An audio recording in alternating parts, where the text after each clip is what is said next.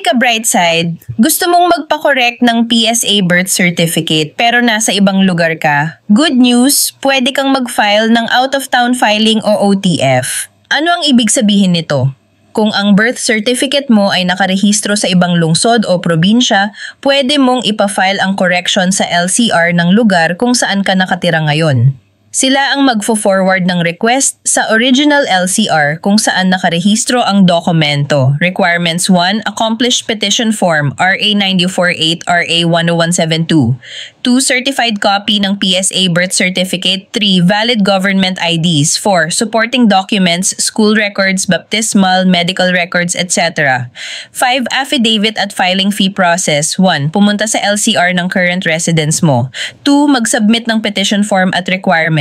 3. LCR will transmit your request to the original LCR. 4. Hintayin ang approval at release ng corrected PSA document. Reminder, out-of-town filing ay para sa clerical errors, first name change, correction ng day, month of birth at sex, RA 9048, RA 10172. Kung major changes tulad ng nationality or legitimacy, korte pa rin ang kailangan. Ako si Miss Brightside, nagbibigay ng malinaw na gabay sa PSA corrections. Kung gusto mong mas marami pang ganitong tips, i-follow mo na para hindi ka mahuli sa susunod na video.